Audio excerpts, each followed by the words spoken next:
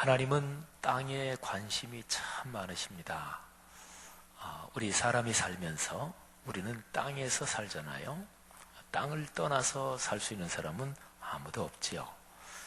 사람이 살면서 현실적으로 실제적으로 어떻게 사느냐, 그거는 땅하고 뗄 수 없이 연관되어 있습니다.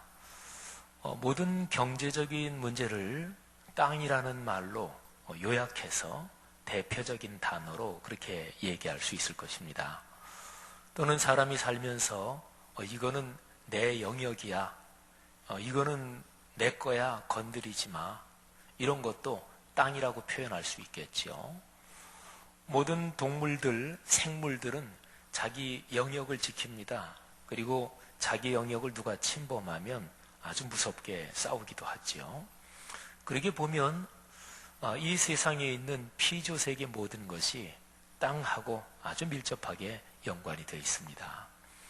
우리 사람은 살면서 땅 때문에 얼마나 마음을 졸이고 또 얼마나 땅 타령을 하면서 사는지 모릅니다. 땅이 좀 더 많았으면 좋겠다. 아까 말씀드린 것처럼 실제적으로 땅의 소유권 이것만이 아니고 땅을 좀 더 폭넓게 해석하면 우리 사람이 살면서 애쓰고 노력하는 게 그거 아닌가요?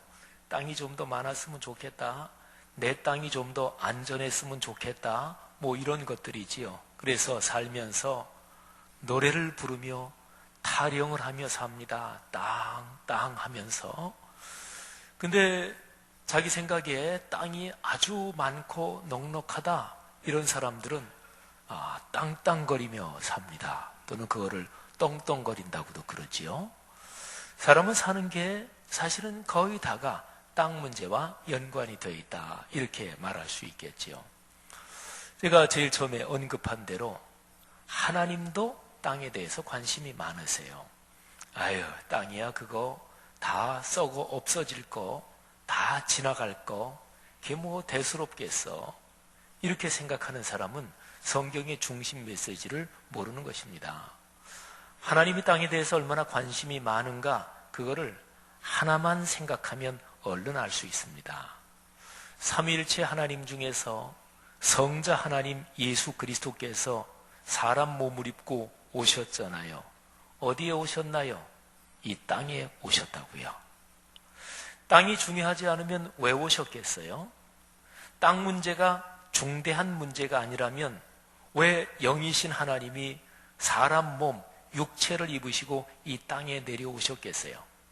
우리 기독교의 대표적인 성경 구절 하나 꼽으란다면 아마 가장 많은 사람이 요한복음 3장 16절을 꼽을 거예요.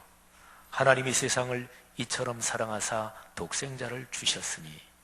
거기에 보면 하나님이 이처럼 사랑하셨대요. 뭐를요? 세상을. 그 세상이 바로 이 땅의 역사, 이 땅의 살림살이, 그거 아니겠어요? 사랑하신 여러분, 하나님께서 여러분이 사는, 우리가 사는 이 땅의 살림살이, 이 땅의 상황을 관심 가지고 계십니다. 그리고 잘 되기를 원하십니다. 그 하나님의 배려, 하나님의 사랑을 확신하시기를 바라고, 여러분이 인생길을 걸어가면서 땅과 연관된 모든 일에 아름다운 열매, 넉넉한 복이 있기를 주의 이름으로 축복합니다. 여러분, 오늘 이사야 60장 맨 마지막 절은 정확하게 땅 얘기를 하고 있어요. 자, 21절 보면 이렇게 표현되어 있습니다. 내 백성이 다 의롭게 되어 영원히 땅을 차지하리니. 땅을 차지한대요. 정확하게 땅 얘기를 하고 있습니다. 그 다음에 현실적으로 땅을 차지하는데 인간 역사에서는 힘이 있어야 되고 권력이 있어야 되고 때로는 군사력이 있어야 땅을 지키기도 하고 또 민족 간에 집단 간에 실제적인 무력으로 전쟁이 일어날 때는 그런 면이 중요하기도 하지요. 그런데 22절에 보면 이런 말씀이 있습니다. 그 작은 자가 1000명을 이루겠고 그 약한 자가 강국을 이룰 것이라. 21절에 땅을 영원히 차지한다, 이 말씀하고, 그리고 한 사람이 1000명을 당해낼 수 있을 정도로 강해진다. 그리고 약하다고 보이는 사람이 강할 정도로, 강한 나라가 될 정도로 그렇게 영향력 세력이 강해진다, 이 얘기를 하고 있습니다. 성경은 말이죠, 우리에게 전하는 메시지 가운데 우리 사람이 땅에 살면서 가장 실제적으로 현실적으로 겪고 있는 그 문제를 결코 외면하지 않습니다. 정확하게 그 문제를 다뤄요. 정확하게 그 문제를 언급해요. 오늘 여기 60장 맨 마지막 절 2절이 바로 그런 대표적인 신뢰입니다. 너희가 땅을 차지한다. 그리고 너희 한 사람이 1000명을 당해내고 너희가 약한 것 같아도 너희가 강한 나라가 될 것이다. 여러분의 가정과 가문, 걸어가는 인생길에 이 말씀이 적용돼서 성취되기를 축복합니다. 여러분, 그런데 아주 중요한 것이 있습니다. 이 땅 문제 얘기하잖아요. 그런데 이 땅 문제를 얘기할 때 흔히 하는 말로 표현하면 저 높고 영광스러운 하늘의 보좌에 앉으신 그 하나님이 이 땅 문제 여기에 연결이 돼 있다. 여기 60장 마지막 2절은 그걸 얘기해요. 이 점이 중요합니다. 21절에 이렇게 기록이 되어 있습니다. 영원히 땅을 차지하는데 땅을 차지할 그 사람들은, 그 민족들은 하나님이 심으신 나무까지요 하나님이 손으로 만든 것이래요. 그래서 그들이 그렇게 영원히 땅을 차지하고서 그로 말미암아 하나님의 영광을 나타낸대요. 그리고 22절에 보면 작은 자가 1000명을 이루겠고 약한 자가 강국을 이룰 것인데 그거를 하나님께서 직접 그거를 성취하신대요. 여러분이 메시지를 한번 깊게 생각할 필요가 있습니다. 그러니까 땅 문제, 실제적인 문제잖아요. 근데 거기에 전능하신 하나님, 영원하신 하나님이 거기에 관계하신대요. 그래서 하나님께서 거기에 간섭하고 개입하셔서 어떤 사람이 땅을 차지하고 어떤 사람이 강하게 되고 거기에 하나님이 뜻을 가지고 진행하신대요. 이게 기독교의 메시지입니다.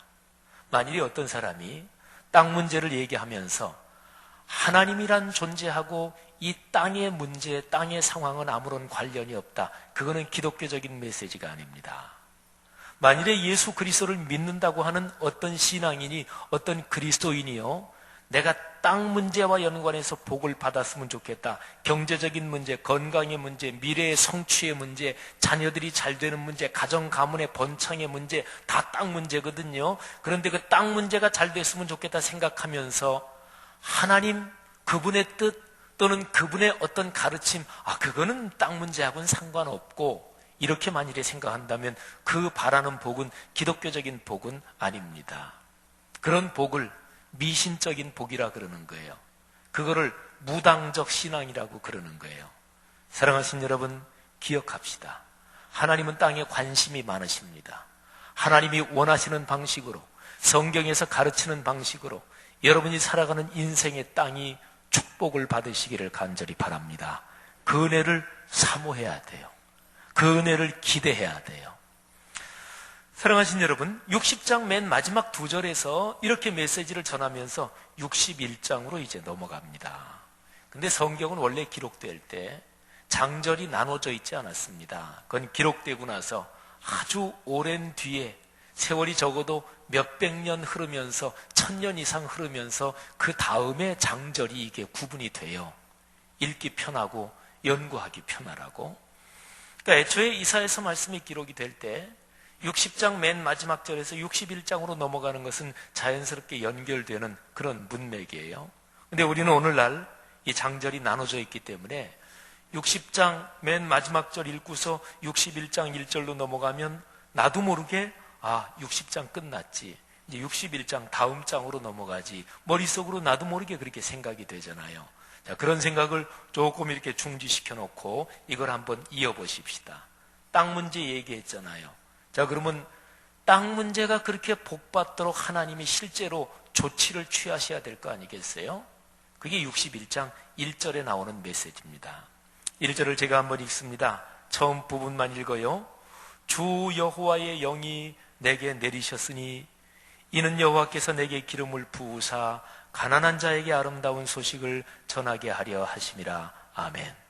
하나님의 영이 내리신대요. 그러니까 성령이 오신다는 거예요. 성령이 왜 오시나요? 왜 이 땅에 살고 있는 사람들에게 성령이 오시나요? 그거는 땅 문제하고 연관이 되는 것입니다. 60장 맨 마지막 2절에서 하나님께서 약속해 주신 그 하나님의 말씀의 약속을 현실적으로 성취하시려고 하나님의 영이 임하시는 거예요. 그런데 중요한 게 있습니다. 하나님의 영이 임하시는 목적이 무엇입니까? 뭐 때문에 오시는 거지요? 왜 오시는 거지요? 61장 1절과 2절 말씀을 여기를 중심으로 제가 말씀을 드리는데 여기에서 세 가지 메시지를 제가 전하려고 합니다. 그런데 이 세 가지가 걸려있는 지점이 어디냐면 주 여호와 영이 내게 내리셨으니 이는, 자, 여기까지요. 여기에 이는, 이 표현은 하나님의 영이 내리신 목적이 무엇이냐, 하나님의 성령이 오셨는데 이유가 무엇이냐, 그 이유를 설명하는 거예요. 사랑하신 여러분, 하나님이 직접 움직이실 때 괜히 움직이실까요? 아이고 한번 가볼까 이러고 움직이실까요? 한 나라의 장관 정도 되는 사람이 어디를 순방한다든지 순찰한다든지 또는 어디에 행사에 참석할 때 아유 그거 한번 그냥 가볼까 말까 이러고서 갈까요? 아닙니다. 장관 정도 되는 인물이 또 그 정도 직책에 있는 사람이 굉장히 바쁠 텐데 어디를 간다면 그 목적이 명백합니다. 대통령이 움직인다면 어떨까요? 말할 것도 없겠지요. 사랑하신 여러분, 오늘 여기 이사야 61장 말씀에서 하나님이 움직이고 계십니다. 하나님의 성령께서 오신대요. 이유와 목표가 분명하겠지요. 그게 오늘 1절 뒷부분하고 2절에 보면 세 가지로 남아 있습니다. 자, 첫 번째입니다. 1절 그 뒤에 읽으면 다음과 같습니다. 여호와께서 내게 기름을 부으사 가난한 자에게 아름다운 소식을 전하게 하려 하심이라. 자, 첫 번째, 성령께서 오시고 여호와 영이 내리시는 까닭이 있는데 그것은 아름다운 소식을 전하시려고, 바로 이것입니다.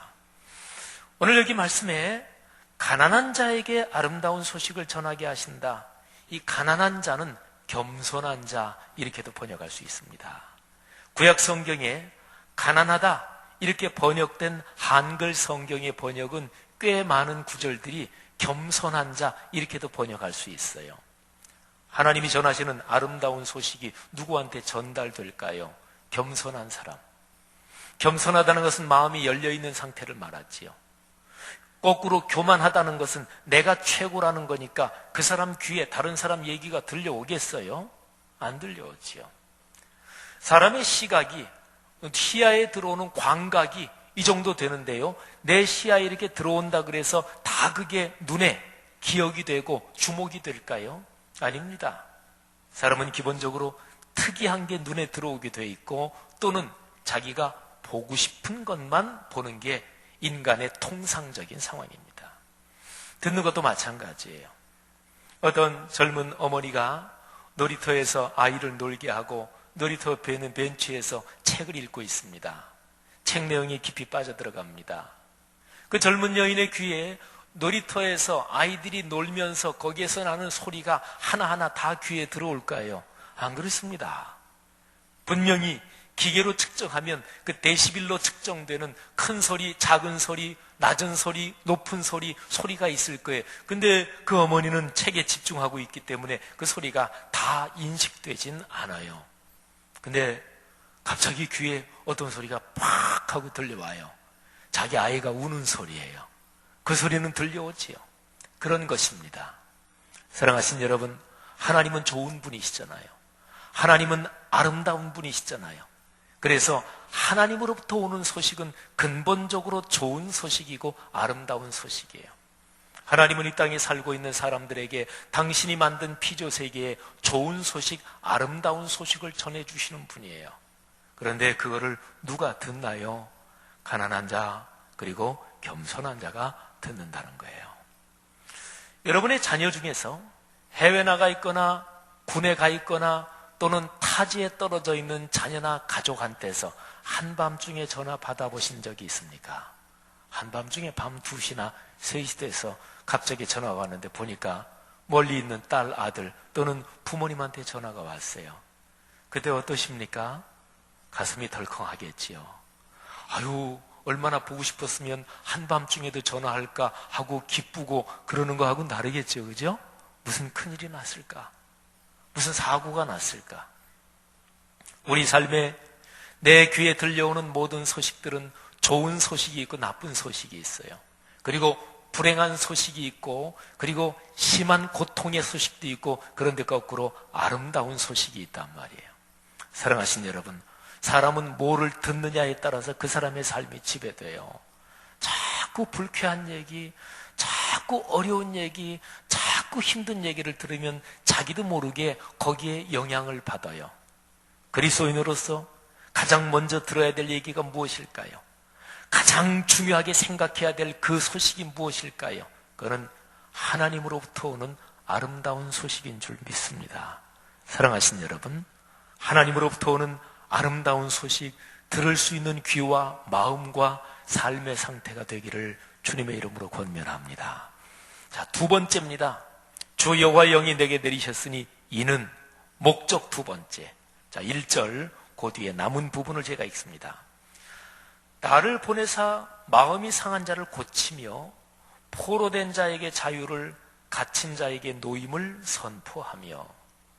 첫 번째 목적은 전하며, 두 번째 목적 선포하며, 그리고 세 번째도 잠깐 말씀드리면 세 번째도 선포함이에요. 하나님의 성령이 임하시는 세 가지 이유. 첫 번째 아름다운 소식을 전한다. 그리고 두 번째 선포한다. 세 번째도 선포한다. 선포한다가 뭔가요? 그거는 이루어질 어떤 일, 그게 지금 100% 눈에 보이게 피지컬하게 현상적으로 지금 다 완성되는 건 아니에요. 그런데 앞으로 이루어질 건데 거기에 대해서 미리 선언하는 거지요. 거기에 대해서 큰 뜻을 가지고 분명히 이루어진다는 확신을 가지고 선언, 선포, 그리고 공포하는 거예요. 하나님의 성령이 오시면 성령은 그런 일을 합니다. 이루어질 일을 미리 선포하시고 공포하세요. 자, 어떤 건가 보세요. 마음이 상한 자를 고친대요. 참 귀한 일이지요. 마음이 상해 있으면, 그리고 마음이 어려우면, 마음이 낙담되면, 그러면 모든 것에 다 영향을 끼칩니다. 우리 사람이 서로 사랑한다고 할 때 마음을 준다 이런 얘기 하잖아요. 마음을 주면 그거는 다 주는 거예요. 마음 문을 열면 그거는 다 여는 거예요. 마음만 잃어버리지 않으면 어떤 경우에도 절대로 꺾이지 않습니다. 그런데 성령이 오셔서 마음이 상한 자를 고치신대요. 그 다음에 뒤에 나오는 두 가지 표현이 참 중요한데요. 포로된 자에게 자유를, 갇힌 자에게 노임을. 그런데 여기에서 잠깐 이 말씀의 배경을 설명해야 됩니다. 지금 진짜로 포로 상태에 있다는 얘기일까요? 감옥에 갇혀 있다는 얘기일까요? 그것은 아닙니다. 지금 여기 이사야 61장 이 말씀은요, 이스라엘 백성한테 하는 얘기예요. 하나님이 이스라엘 백성한테. 근데 이사야서가 1장부터 66장까지 있는데요, 이 1장부터 66장까지가 이스라엘 백성의 역사에서 굉장히 긴 시기를 포함하고 있습니다. 1장부터 39장까지는 예루살렘이 망하기 전까지, 그때까지의 내용이 39장까지예요. 거기는 무서운 심판이 기록이 되어 있어요. 너희는 망한다. 내가 너희를 친다. 너희가 진멸된다. 그런 무서운 심판의 말씀이 39장까지 기록이 되어 있어요. 하나님의 말씀대로 망했습니다. 주전 587년에 예루살렘이 초토화되고 수많은 유대인들이 다 산지사방으로 흩어지고, 그리고 많은 사람이 바벨론의 포로로 끌려갔어요. 포로로 끌려가 있던 그 시기에 40장부터 55장까지 거기에는 위로와 희망의 메시지가 기록이 되어 있어요. 이미 망했고 포로로 끌려갔고, 근데 포로로 끌려간 그 사람들한테 낙담하지 말아라. 희망을 가져라. 하나님이 다시 너희를 회복시키신다. 너희 본토로 돌아가게 한다. 희망과 위로의 메시지가 거기에 기록이 되어 있어요. 이스라엘 백성이 거기에서 돌아온 게 주전 538년이에요. 페르시아의 고레스 왕이 고대 근동 지방을 장악하고 나서 이스라엘 사람들을 고국으로 돌아가게 허락해 줬어요. 돌아온 사람들이 성전을 다시 재건합니다. 성벽을 다시 쌓습니다. 그래서 돌아와서 진행되는 그 상황을 기록한 게 56장부터 66장까지예요.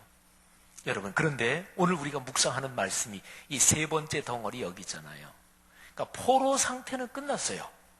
현상적으로 바벨론 포로에 있는 그 시절은 벌써 옛날 일입니다. 고국으로 돌아왔어요. 더 이상 포로가 아닙니다. 더 이상 갇혀 있지 않습니다. 그러면 오늘 여기 61장 1절 말씀에 포로된 자에게 자유를, 갇힌 자에게 노임을, 이거는 어떤 포로, 그리고 어떤 투옥 상태, 어떤 감금 상태를 얘기하는 것일까요? 이게 마음의 포로 상태, 마음의 감금 상태예요. 이스라엘 백성이 돌아왔잖아요. 주전 538년에 돌아온다고 말씀드렸죠. 근데 돌아와서 바로 성벽 또는 성전을 건축하려고 노력을 하는데 현실이 만만치 않죠. 몇십 년 동안 예루살렘이 망해 있었기 때문에 바로 위에 있는 사마리아 성이 그 근방에서 권력을 줄 수 있었다고요. 남쪽에 있는 아라비아 쪽 그 인종들이 더 권력을 줄 수 있었다고요. 예루살렘이 다시 재건되니까 좋을 리 없잖아요. 갖은 수단 방법을 써서 방해하고 그리고 협박하고 공격하면서 위협합니다. 그래서 관도요, 중간에 중단됩니다. 한 2년 만에 중단이 돼요. 그렇게 해서 근한 15년, 16년 동안 성전 건축이 중단돼요. 주전 520년입니다. 하나님이 세우신 지도자들이 다시 나타나요. 총독 스룹바벨, 대제사장 여호수아, 그리고 학계의 스가랴 선지자가 나타나서 강력하게 이스라엘 백성한테 요청합니다. 너희 자기 집들은 잘 짓고 살면서 하나님의 성전이 이렇게 황폐된 거, 이게 너희들이 할 짓이냐? 책망도 하고요. 또 격려도 합니다. 할 수 있다. 가능하다. 힘을 내라. 그래서 다시 힘을 내서 성전 건축을 하지요. 그래서 5년 만에 건축을 완공하고 주전 515년 4월 초하루에 성전 봉헌식을 하지요. 근데 성전 봉헌식 했다고 이스라엘 민족, 역사 모든 게 다 술술 풀렸나요? 아니에요. 계속 힘들었어요. 계속 역사가 흐르면서 주전 300년 때에는 저 유명한 알렉산더 대왕의 헬라 제국이 강하게 일어나서 이스라엘 민족을 또 한 번 짓밟아요. 바로 이 시기입니다. 사랑하신 여러분, 이 시기에 이스라엘 백성들은 마음이 다시 포로 상태가 됐습니다. 에이, 우리 민족이 그렇지 뭐. 되긴 뭐가 되겠어. 이스라엘 백성이 애굽에 있다가 거기에서 나와서 광야 생활할 때를 생각해 보십시오. 하나님의 전능하신 손길로 하나님의 애굽에 10가지 재앙을 내려서 이 애굽을 치시면서 이스라엘 백성은 애굽에서 나왔어요. 더 이상 노예 상태가 아닙니다. 현상적으로, 눈으로 보기에 이제는 자유인입니다. 근데 그들의 마음은 어땠나요? 그들의 마음은 여전히 노예 상태였습니다. 적어도 내가 스스로 자주적인 인격으로 내 삶에 대해서 책임적인 존재가 된다는 것은 내 삶의 어려움과 힘든 일이 부딪힐 때 자, 이것을 어떻게 이길까? 자, 이것을 어떻게 극복할까? 야, 멋진 도전이 또 있네. 이 정도 생각해야 그런 거지. 조금만 어려움이 있고 조금만 힘들면은 불평, 불만하고 원망하고 저 사람이 그래서 그랬지, 누가 그래서 그랬지, 이렇게 원망한단 말이, 그게 노예 상태잖아요. 이스라엘 백성이 광야 40년 동안 훈련받은 것은 마음과 정신의 노예 상태, 그리고 영혼의 감금 상태, 거기에서 풀려나는 훈련을 40년 동안 받은 거예요. 여러분, 오늘 여기 하나님의 성령이 오셔서 포로된 자 그리고 갇힌 자에게 자유와 해방을 선포한다. 이것도 역시 마찬가지입니다. 여러분, 우리 자신을 돌아보십시다. 여러분은 어떠십니까? 여러분의 마음이 갇히고 마음이 감금된, 마음이 묶인 상태는 혹시 아닙니까? 마음부터 자유로워져야 돼요. 그래야 현실이 변합니다. 노숙자들의 심리 상태가 그렇다 그러지요. 노숙 생활을 시작해서 뭐 사람에 따라 다르겠지만 한 달, 두 달, 한 두세 달만 하면 그게 편해진대요. 그래서 완전히 노숙자 심리 상태가 돼버리잖아요. 그 사람들한테 직업을 줘도 조금 하다가 일하지 않는데요. 아예 노숙 생활 그 상태에 물들어버리고 길들여져서 그 상태가 자기 속에 배어버린 거예요. 뭐 개그 콘서트 할 때 뭐 내 몸이 뭐를 기억해요, 뭐 이런 거 있잖아요. 그런 것처럼 자기 속에 이게 물들어 버리는 거예요. 사랑하신 여러분, 노숙자들이 치유되려면 그 사람들의 마음부터 고쳐져야 되는 거죠. 마찬가지입니다. 뭐가 어려우십니까? 힘든 게 뭡니까? 누구나 다 경제적으로 힘들면 다 고통스러워요. 자식이 속색이면 누구나 다 고통스러워요. 사람 사는 게 대통령부터 평범한 서민까지 뭐 별다른 게 있겠어요? 인간 삶은 다 비슷하지. 인간관계 힘들어서 누가 밉고 원망하고 질투하고 그런 거 누구나 다 힘들어요. 여러분 좋게 될까요? 다시 회복될까요? 그럼 마음부터 봐야 돼요. 하나님의 성령이 오시면 그 마음을 치료하십니다. 마음을 바꾸십니다. 미움과 원망과 불평, 불만에 포로가 되고 억눌리고 묶인 그 상태에서 그를 자유롭게 해방시키시는 거예요. 그런 축복이 있기를 바랍니다. 마지막 세 번째입니다. 2절로 넘어갑니다. 여호와의 은혜의 해와 우리 하나님의 보복의 날을 선포하여 모든 슬픈 자를 위로하되. 아멘. 여기에 다시 한번 선포한다 그러지요. 근데 여호와의 은혜의 해를 선포한대요. 하나님이 은혜 주시는 해라는 얘기지요. 근데 그 뒤에 바로 보면 보복의 날, 거꾸로 반대말이 있어요. 이거는 하나님의 은혜를 받는 그 해에 하나님을 대적하는 사람, 하나님께 순종하지 않는 사람, 그리고 하나님을 신뢰하지 않는 사람에게는 그 날이 동시에 보복의 날이 되고 저주의 해가 된다. 이제 그런 표현이에요. 자, 긍정 표현 하나만 뽑는다면 여호와의 은혜의 해를 선포해라. 여러분, 이사야 61장 2절에 나오는 이 유명한 말씀, 은혜의 해, 이게 바로 희년이에요. 예수 그리스도께서 이 땅에 오셔서 30년 동안 사적인 삶을 사시고 마지막에 3년 동안 공적인 생애를 시작할 때 제일 처음으로 공적인 메시지를 전하십니다. 누가복음 4장 16절 이하에 보면 그 본문이 나오는데 예수님께서 그때에 이사야서 두루마리, 이사야서 책을 가져오게 해가지고 바로 이사야 61장 이 부분을 펼쳐서 여기를 읽으셔요. 말하자면 예수님은 당신이 이 땅에 오신 목적, 당신이 이 땅에서 3년 동안 공적 활동을 하시는 그 당신의 사역이 구약에서 오랫동안 예언되어 오고 또 구약에서 계속해서 이스라엘 백성이 훈련해 오던 희년의 성취다. 이렇게 말씀하시는 거예요. 사랑하신 여러분, 희년이 얼마나 성경 흐름에서 깊은 뜻을 담고 있는가, 그걸 우리가 여기에서 발견할 수 있어요. 크리스마스는, 성탄절은, 그거는 구약 성경에서 그림자로 제도로 있는 그 희년이 온전하게 성취되는 게 그게 크리스마스예요. 여러분, 그런데 하나님의 은혜의 해를 선포하래요. 자, 이제 선포라는 말에 다시 한번 우리의 주의를 집중하면서 설교의 마지막 메시지를 들으십시다. 아까 제가 말씀드렸죠. 선포한다는 게 그런 거예요. 현실적으로 눈에 보이게 일상생활에서 그게 다 이루어진다. 그러면 선포할 필요도 없어요. 아, 다 이렇게 딱 눈앞에 있는데 뭐를 선포해요? 아, 왔다 그러면 되지. 근데 아직 오지는 않았어요. 그런데 분명히 온다고 선포하는 거예요. 선언하는 거예요. 그럴 때 어떤 변화가 일어납니까? 우리의 마음 속에서 먼저 일어나는 거예요. 우리의 영혼 속에서 먼저 강한 확신이 있는 거예요. 그러니까요, 어떤 일이 실제로 성취되려면은 그 과정에서 말이죠. 첫 번째로는 마음에서 성취돼야 돼요. 눈에는 아직 안 보이는 거지요. 영혼 속에서 먼저 성취돼야 돼요. 그래야 나중에 눈에 보이게 일상생활에서 현실로 성취돼요. 어떤 젊은이가 공부를 합니다.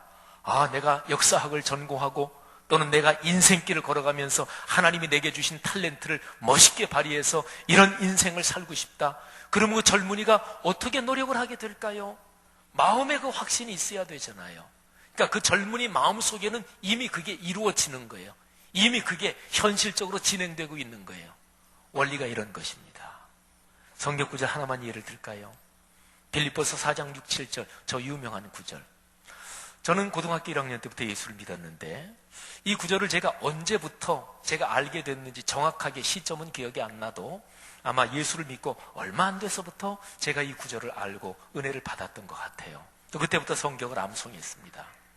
아무것도 염려하지 말고 오직 모든 일에 기도와 간구로 너희 구할 것을 하나님께 아뢰라. 그리하면 모든 지각에 뛰어난 하나님의 평강이 그리스도 예수 안에서 너희 마음과 생각을 지키시리라. 아멘. 4장 6절은 조건이에요. 염려하지 말고 기도해라. 4장 7절은 그렇게 하면 이루어 주신다는 축복의 약속이에요. 하나님의 평강이 너희 마음과 생각을 지킨다. 기도하면 하나님이 응답해 주시잖아요. 바로 그런 얘기예요.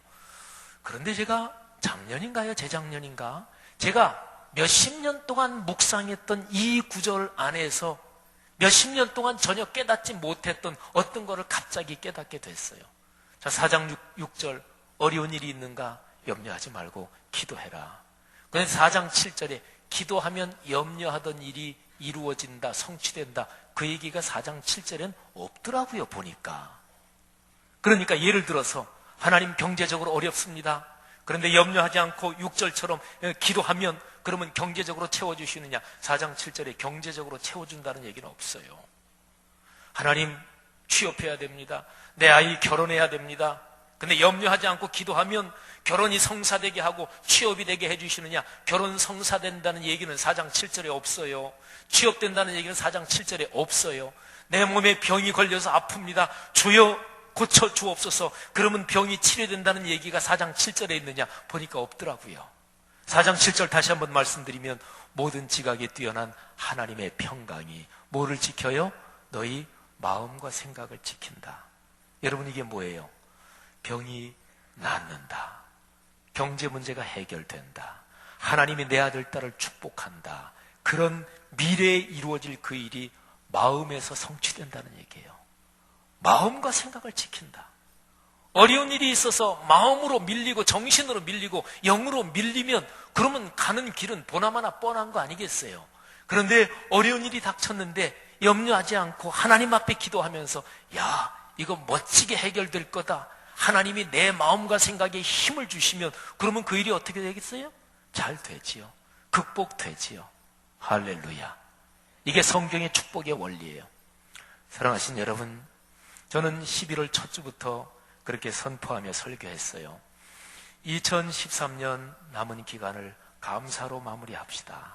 그리고 우리 교회 50주년, 2014년 희년, 성경에서 기록된 희년의 축복이 우리 교회 모든 가정, 교회 전체에 임할 텐데 이 희년의 축복을 기다립시다.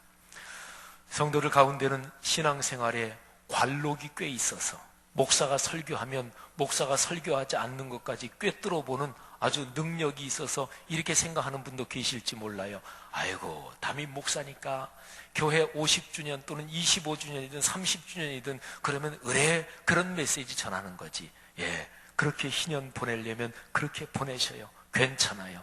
그런데 저는 믿습니다. 성경 말씀에 기록된 말씀은 우리의 현실 삶으로 이어집니다.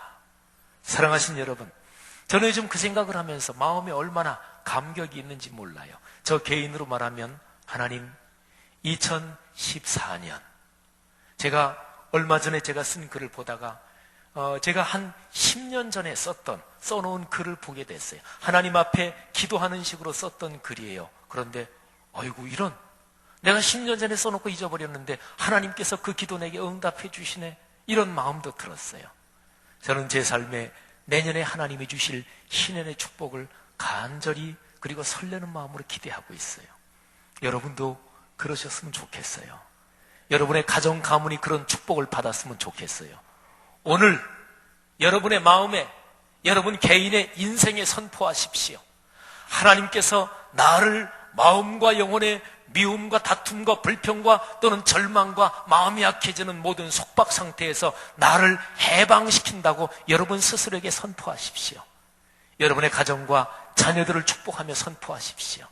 우리 교회 공동체와 한국교회가 다시 한번 말씀의 자리로 돌아갈 것이고 하나님의 위대한 축복이 이루어질 것이라고 선포하십시오. 하나님께서 그 위대한 믿음의 선포를 이루실 것입니다. 올해 마지막 남은 기간 아직까지 기회는 남아있어요. 한 교회에서 신앙생활하면서 주일 강단 메시지를 들으면서 11월 초부터 우리는 감사로 마무리합시다. 7주 동안 못하셨어요. 네, 마지막 한 주도 기회가 남아있어요. 2013년 한 주는 지나가 버리면 2013년은 다시는 오지 않아요. 성도 여러분, 7주 동안 못하신 분이 있다면 한 주 동안 한번 1년 동안의 삶을 돌아보시면서 지금까지 걸어온 삶을 돌아보시면서 감사거리가 뭔지 생각해 보실 의향이 있으십니까? 그러시기를 축복합니다. 희년의 축복이 넉넉하기를 다시 한번 주의 이름으로 축복하며 선포합니다. 기도하겠습니다.